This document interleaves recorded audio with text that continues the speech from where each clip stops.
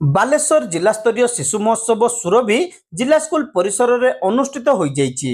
जिला समग्र शिक्षा अभियान प्रकल्प कार्यालय पक्षर आयोजित यह उत्सव में जिला शिक्षा अधिकारी प्राचित नयागिरी पौरोहित्य करथिले।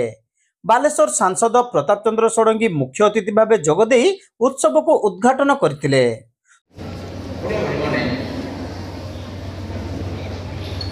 हम समस्त शिक्षा व्यवस्था है घोषित मन रखा प्रधान गुरुत्व दिया coaching centre tuition centre master मैंने प्राइवेट प्रैक्टिस कर मास्टर मान करते पिला घोषार तत्परता प्रदर्शन कर यूनिवर्सिटी मानकर 100-150 वर्षर ये प्रक्रिया द्वारा देश में अनेक सर्वनाश हो मौलिक चिंता शक्ति अवरुद्ध हो जाए।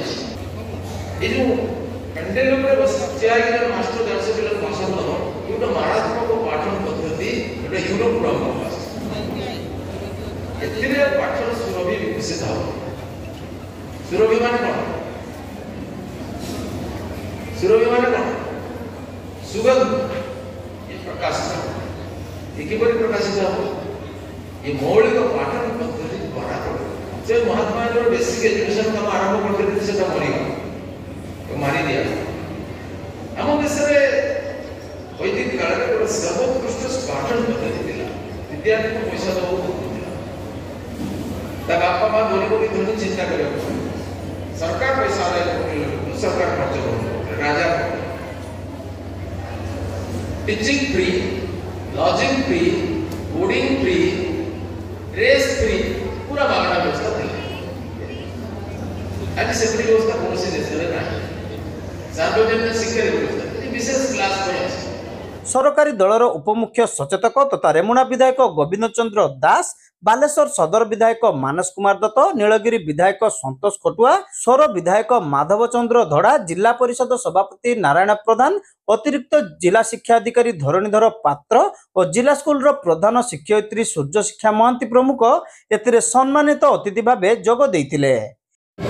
जो लोक संस्कृति बा लोक गीत को किभଳି ଆମେ आगକୁ नबा किभଳି प्रतिके ताको पुनरुद्धार करबा संगे संगे किभଳି विकसित हे पारिबो हम संस्कृति कला हम जिला एक कला संस्कृति शिक्षा क्षेत्र रे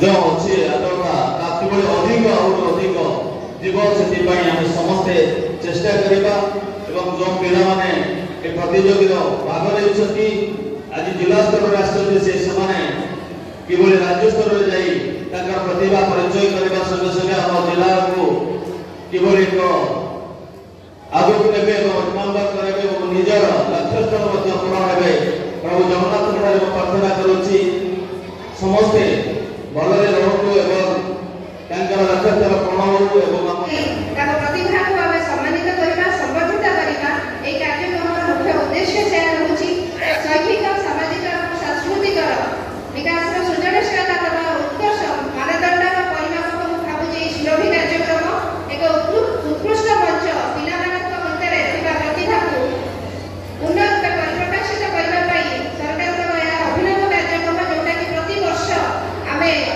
कार्यक्रम अक्टोबर नवेम्बर मास रे करिथौ। परवर्ती पर्याय रे राज्य स्तर रे नवेम्बर शिशु दिवस रे सेही शिशु प्रतिभा को आमे संवर्धित करिथौ राज्य स्तर रे जोटा पूर्व मोर हमर कार्यालय प्रसाद बाबू कहले जे पिलामानक पई कार्यक्रम का संवर्धित करा जाय सब क्षेत्र रे बालेश्वर जिला जेमिति का अग्रणी केवल शिक्षा नुहे अन्य क्षेत्र रे भी निजर पारदर्शिता देखौछथि। आशा रखिबि जे आगामी दिन रे भी सेही भली एही जिला जोटा कि समस्त कहती धान पान आउ मिनर जिला समस्त कहती तो वर्तमान सेतिरे मु आउ गोटे कथा कहूची जे सेतिरे आमे कोनोसी क्षेत्र रे जेमिति आमे पछरे पड़ी ना सब क्षेत्र रे आमे सुनाम अर्जन करिछु।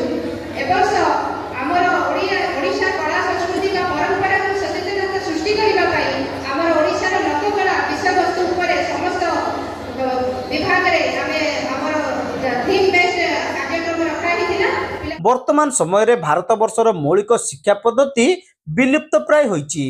शिक्षार मूल उत्पादक शिक्षक शिक्षक छात्र छात्री मनरे श्रद्धा जागृत करती। प्रेरणादायी शिक्षक प्रेरणादायी पुस्तक पिलामानंकर जन्मगत अधिकार जिज्ञासा प्रज्वलित हेले सेमाने नूतन आविष्कार प्रति आग्रही हेबे बोली मुख्य अतिथि कहिथिले। एही अवसर में जिलार 12टी ब्लॉक रु ब्लॉक स्तरीय सुरभि कार्यक्रम में श्रेष्ठ विवेचित प्रतियोगी मध्य विभिन्न प्रतियोगिता अनुष्ठित होइतिला। शेष में कृति प्रतियोगी को पुरस्कृत करा जायतिला।